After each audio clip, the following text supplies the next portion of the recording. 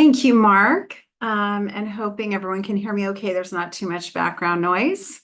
Thank you. So good to be here with the IJS community today. So I want to begin by lifting up.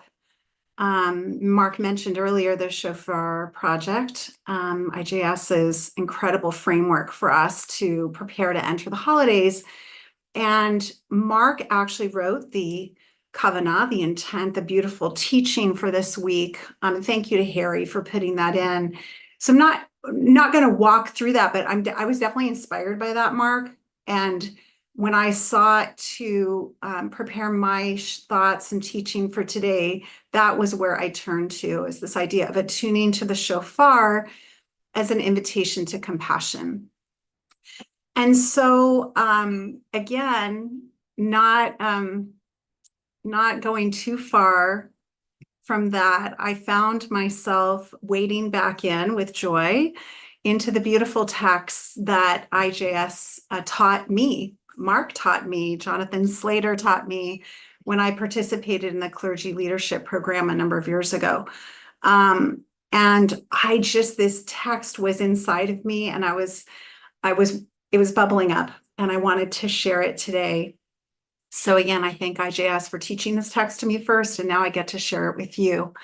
So Harry, thank you for sharing the text. If you can't see the screen share, no worries. I'm going to read everything out loud. So if you're on audio only, just relax into the sound, and I'll share this beautiful text with you. From the Hasidic tradition, this beautiful text takes us into the world of speech, into what is flowing out of our mouths, similar to how the air, the breath, flows out of the shofar. So Dov Ber of Mezrich, the Maggid of Mezrich, says, when you speak, think that the world of speech is at work in you.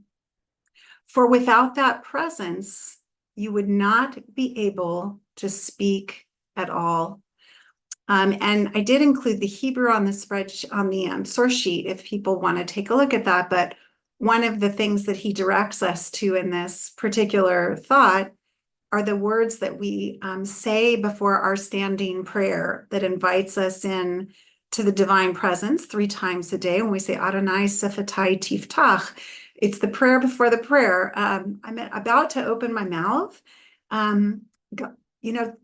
Oh, divine, will you help me do that? Right? So that things flow from my mouth that are heartfelt, that are good, that are compassionate, that are honest with the divine. Right? So that's what the Maggid is thinking of here. Similarly, he continues, you would not think at all were it not for the world of thought within you, right? So in his mind, thought precedes our speech, right? So this kernel inside of us, what is our intent? What do we want to put out in the world? Starts internally and then flows through speech. And this is the beautiful kernel that I love from this text. A person is like a ram's horn. The only sound you make is that which is blown through you. Were there no one blowing the horn, there would be no sound at all. So we are, in the words of our tradition, Kli Kodesh, or these holy vessels through which this flow happens. And according to the Maggid, it begins with an impulse, it begins with thought, with something unformed, and it flows through us. And we have the power, I think he's trying to teach us, to determine what is going to come through that opening. Is it going to be harshness? Is it going to be judgment? Or is it going to be a divine flow of compassion? Something that is flowing from that inside kernel, that impetus that was yet first unformed, and now is going to be formed.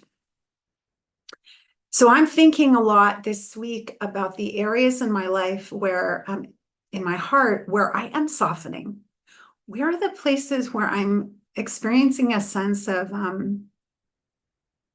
of honest reckoning that I'm doing a better job in this area. Like I'm softening up when it comes to this particular part of myself where um and then there are other areas myself or in relationships where I feel like I'm not yet softening.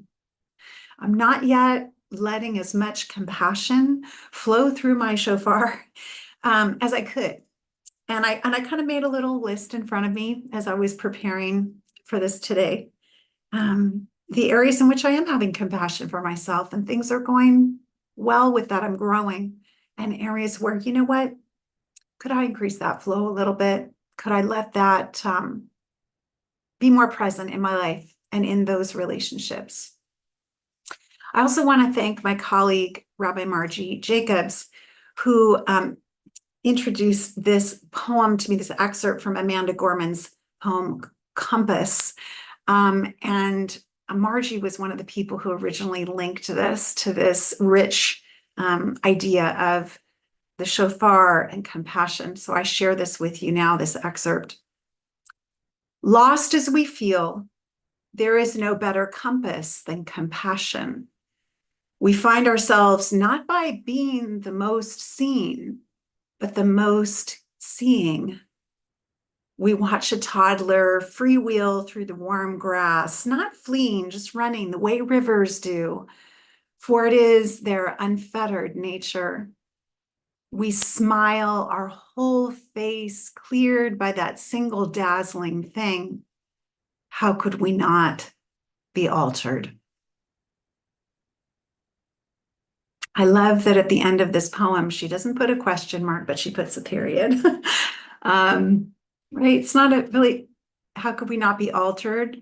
Question marks, no, absolutely. These life experiences or being fully present in these moments have the opportunity to connect us with our compass of compassion, and to let the heart soften and then to flow, have that flow out into the world.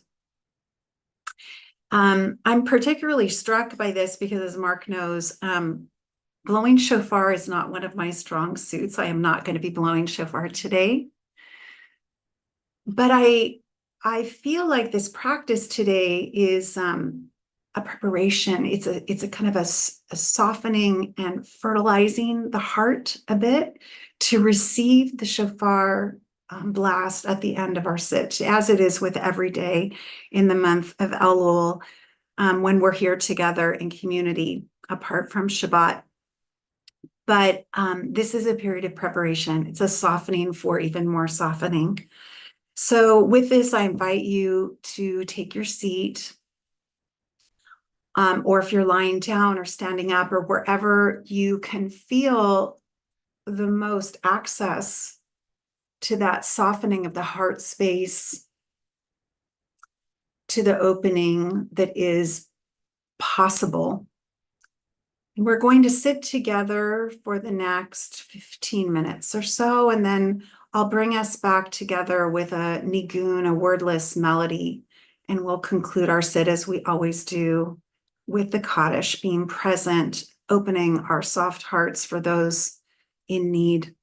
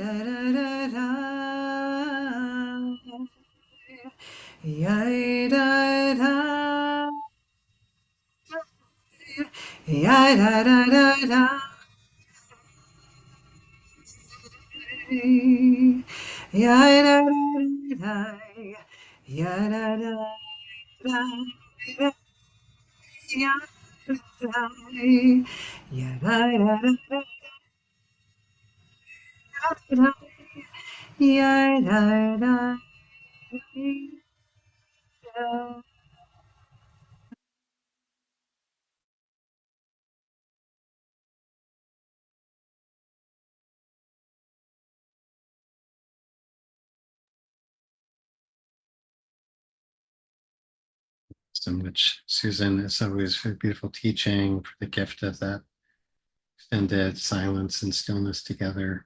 Let the compassion flow. Many, many thanks to you. And friends, we seal the practice as we do each day, offering an opportunity for those who are mourning to recite the mourner's Kaddish, or if you are observing a yard site in the season, if it's your custom to join in the Kaddish, you're not reciting Kaddish, an opportunity to practice Rachamim, practice compassion by being present for those who are and responding on main. Thanks to Harry for sharing the words, the mourner's Kaddish on the screen.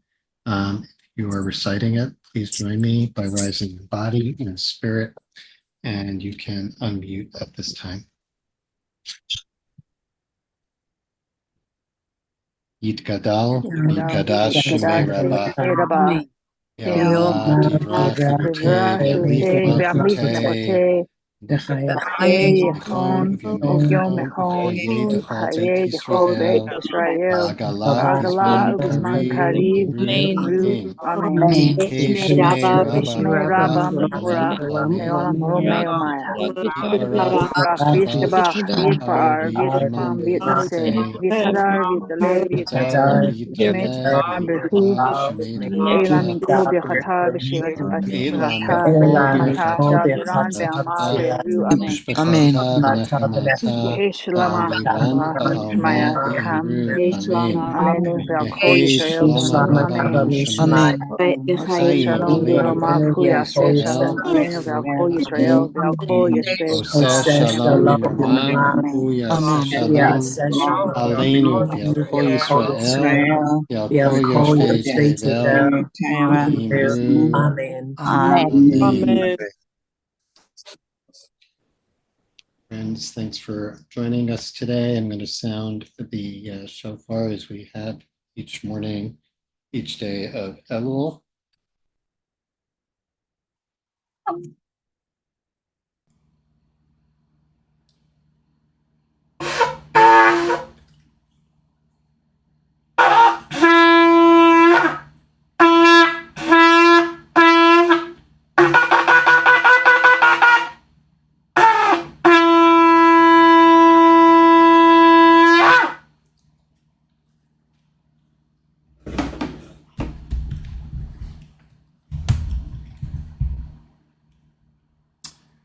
Friends, thanks for joining us today. Let me adjust my cover here.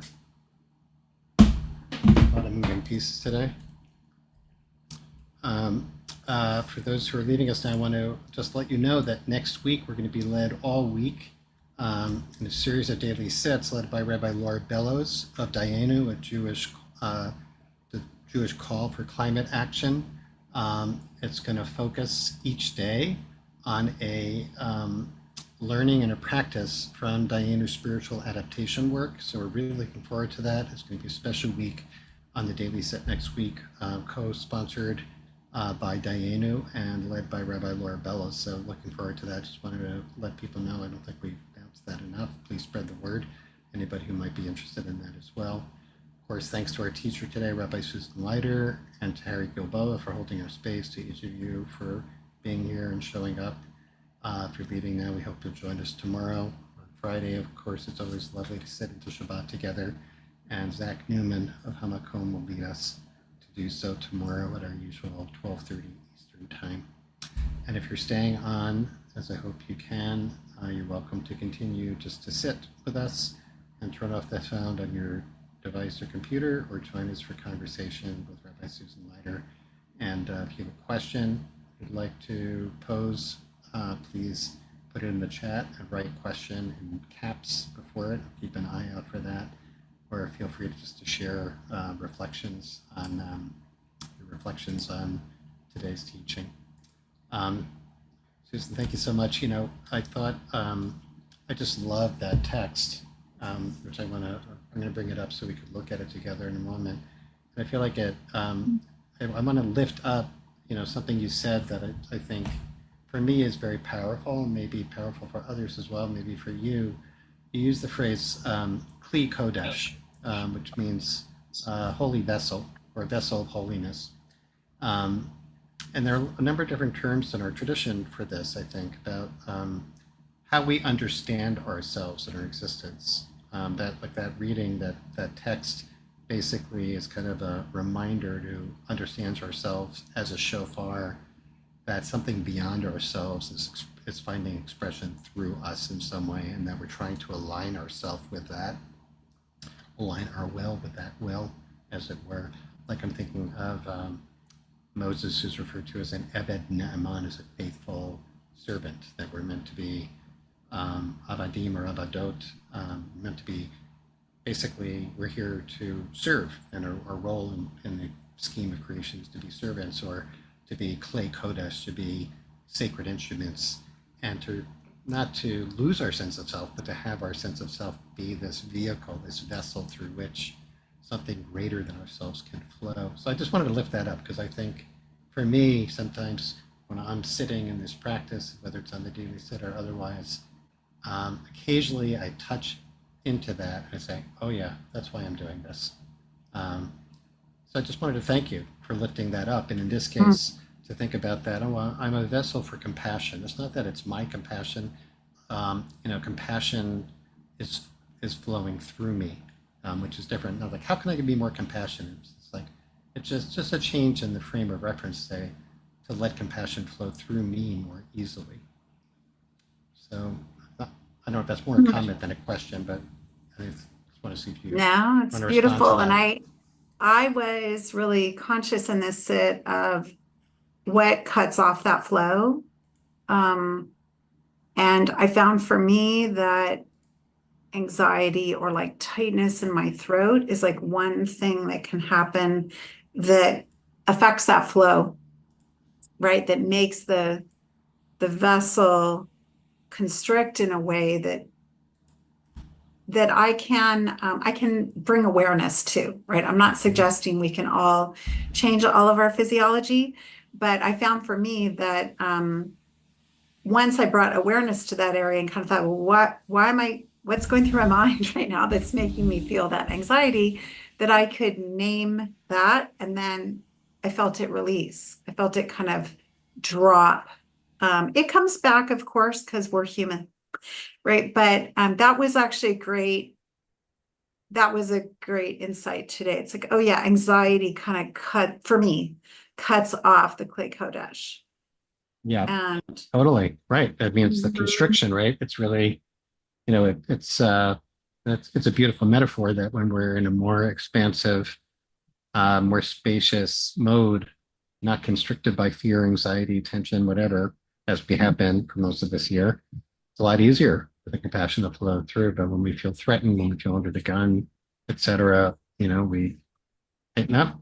And this practice is for the purpose of opening it up. Is my sound better, by the way? I changed my sound settings. Better now? yes, it's a little bit louder now, Mark. Thank you. Okay. All right. I don't know what's going on. Anyway. Get a little closer Yeah, to the mic. I was also struck by what you said, Mark, too, that it helped me reflect, and I did during the sit as well, but like, what are the places in my life where I'm making myself the center and then I'm getting frustrated with how I feel the flow is cut off, between this person and myself. And so kind of reminding myself like, oh, I can't control that. I can't influence the way the person's going to respond to me or my perception of the friendship or the relationship. All I can do is just like keep the conduit open, right? Like keep the flow open and think, And I was also going through my heart and mind, like, what are things that I can do that keep the flow going in that direction? Mm-hmm.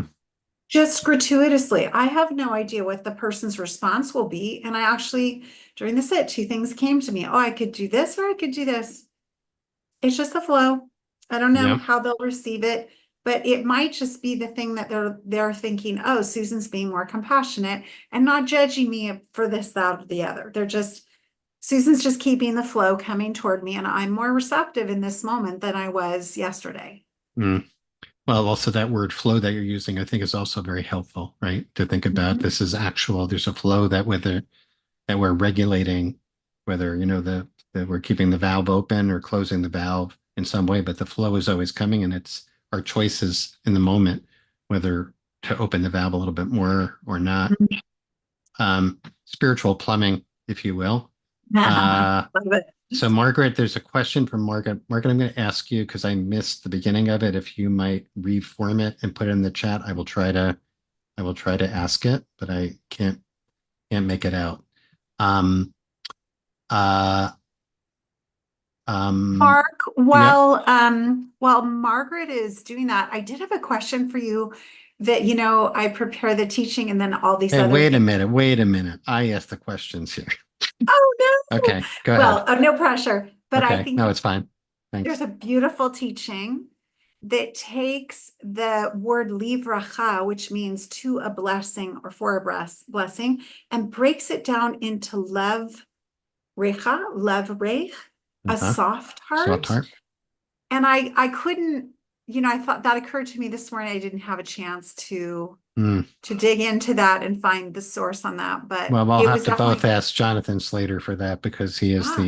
the human Google Safari for all Hasidic interpretations, but I lack that facility. But I'm sure Well, it sounds familiar. It sounds like classically Hasidic, right? yeah, the So I idea love that a that. blessing can be broken down into a soft heart or a flexible heart is the gist of the teaching by some great teacher at some point. Yeah. Whoever. It's good. Whoever. It's all good. It's all good, Torah. Um, let me share something. I got a really wonderful email after the shofar passage session last night from someone. I won't mention his name. I believe a therapist who was describing something called integrated family or internal family systems therapy, something Mhm. like that. You familiar with this?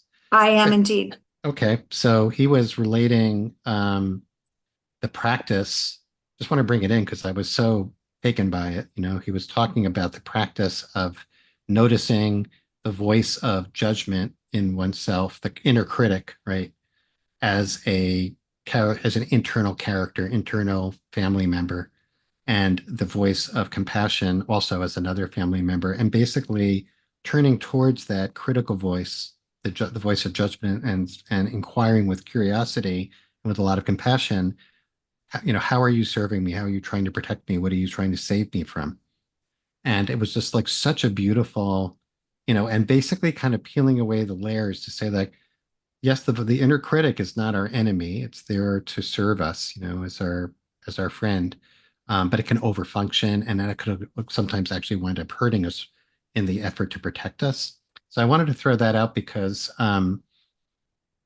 it just was very helpful to me because I notice when I go to compassion, as you're inviting us today, and I did last night too, there's the little bit of me that says, that's too soft. You're just taking it easy. What about accountability? What about, the voice of Dean comes back in response to the voice of compassion. I don't know if that happens for you or not. It happens for, that's what comes up for me that is a little suspicious about compassion and say, wait a minute, um, looking for an easy way out here, looking to avoid accountability, looking to avoid responsibility.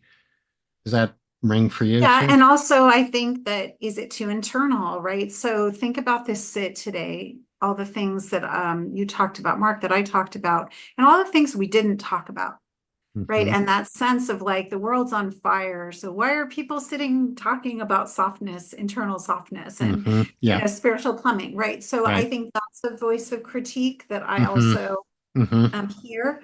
Yeah. I put something in the chat I wanted to explain because it makes me think of this internal family systems example, Mark, that this person shared with you. So this is a book called Soprano in Her Head. It's about, well, it's about many things, but it addresses performance anxiety for musicians. And there's a chapter in that book called the Book of Judges. And this is exactly what she does, is she takes us into our place of who are these internal judges in our head. And in internal family systems, it could be family members or close people, relatives. In this book, it could be anyone. And she kind of does a really great internal exercise where you kind of help to make those judges a little bit more vulnerable so that you can kind of and take in what they're saying, not stuff it, squelch it, but to say, I hear you and now I've heard you and this is going to quiet down and I'm going to flow this way. So it made me think of that. I hadn't thought about that book in a while. Like that. Thanks for sharing that. That's great. Or so Margaret, I clarified in it. Margaret said, I'm uncomfortable with the phrase, quote, those in need, offering compassion to those, quote, those in need rather than all in need, avoiding the implication of hierarchy and being benignly extending myself to others, unlike me, while I'm just as needy. So I guess that has to do with, a little bit of question about,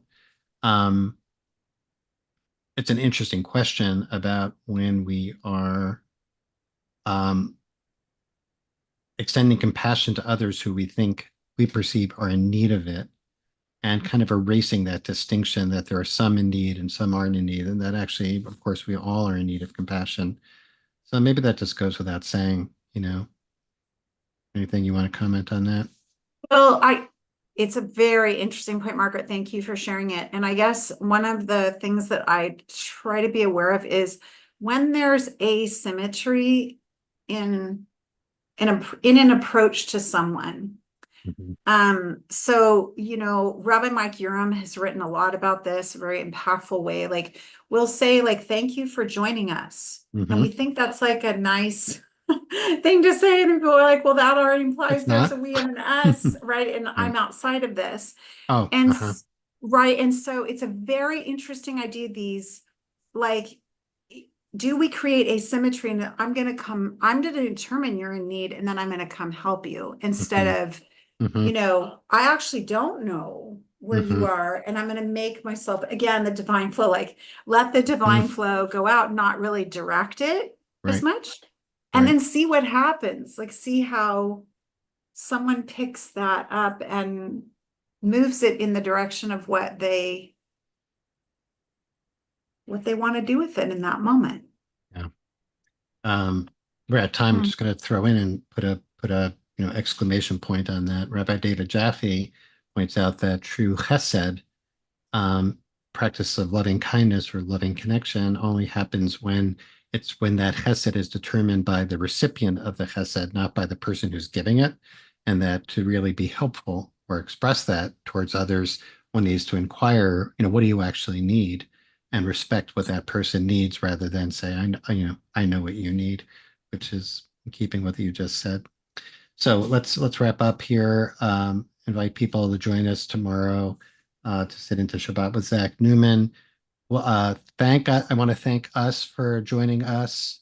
How about that? Does that work? I want to thank we for joining. I don't know. Thank everyone. Thank everyone. Being here. Thanks everyone for being here. Thanks Harry for holding our space together. You for being here today. Hope to see you tomorrow to sit into Shabbat together. Susan, as always, thanks so much. And Shabbat Shalom to you. Thank you, Mark. Okay, see you all soon. Many blessings, everyone.